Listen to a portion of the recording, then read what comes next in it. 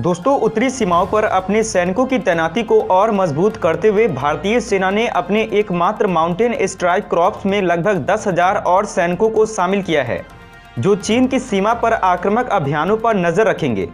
Mountain strike corps की तैनाती से पाकिस्तान की पश्चिमी सीमा के साथ साथ चीनी सीमा पर भी नजर बनाई जा सकेगी और इसी के तहत यह कदम उठाया गया है। रिपोर्ट के मुताबिक पूर्वी सेक्टर में स्थित लगभग 10,000 सैनिकों के साथ एक मौजूदा डिवीजन को अब पूर्वी बंगाल में स्थित 17 माउंटेन स्ट्राइक कोर को सौंपा गया है। सूत्रों के मुताबिक माउंटेन स्ट्राइक कॉर्प्स को केंद्र द्वारा लगभग 1 दशक पहले मंजूरी दी गई थी, लेकिन इसके साथ केवल एक डिवीजन जुड़ी थी और अब इस नए कदम के साथ यह अपने काम को और अधिक मारक क्षमता के साथ कर सकेंगे। सेना ने हाल के दिनों में कई चुनौतियों का सामना किया है और कई रूपों में दोहरे कार्य दिए गए हैं। चीन के साथ लंबे समय तक चले तनाव के बीच सीमा पर सेना लंबे समय तक तैनात रही है और लद्दाख तथा अन्य क्षेत्रों में चीनी अतिक्रमण के कारण हिंसा भी भड़क उठी थी। इस बीच भारतीय सेना और अन्य सुरक्षा बलों ने भी वास्तविक नियंत्रण रेखा के साथ लद्दाख सेक्टर और अन्य पर्वतीय क्षेत्रों में ग्रीष्मकालीन तैनाती से वापस लौटना शुरू कर दिया है। भारतीय और चीनी दोनों देशों के सैनिक बड़ी संख्या में पिछले साल से ही सीमा पर तैनात हैं। आपको बता दें कि भारत और चीन ने पूर्वी लद्दाख में हॉट स्प्रिंग, गोगरा और देपसांग जैसे गतिरोध वाले शेष हिस्सों से सैनिकों की वापसी की प्रक्रिया को आगे बढ़ाने के लिए शुक्रवार को एक और दौर की वार्ता की है।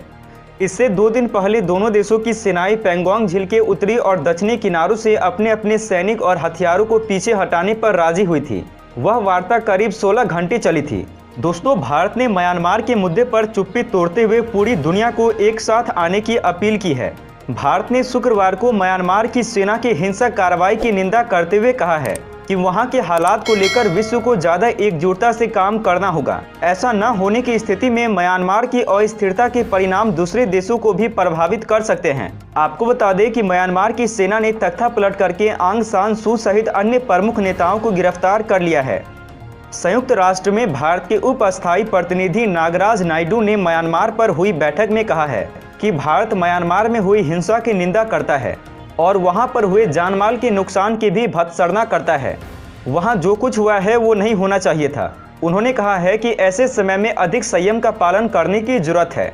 साथ ही मानवीय सिद्धांतों को बनाए रखना भी हमारी जिम्मेदारी है। नायडू ने कहा है कि भारत और म्यांमार के रिश्ते काफ़ी अच्छे हैं। हम चाहते हैं कि वहां शांतिपूर्ण समाधान निकाला जाए। उन्होंने आगे कहा है कि म्यांमार के साथ भारत की लंबी भूमि और समुद्री सीमा जुड़ी हुई है। म्यांमार के लोगों के साथ हमारे लंबे समय से मित्रतापूर्ण संबंध हैं। अच्छा सुनो, चैनल को सब्सक्राइब करो, उसके बाद घंटी बजा देना ताकि अगली वीडियो आपसे मिस ना हो पाए। Thank you.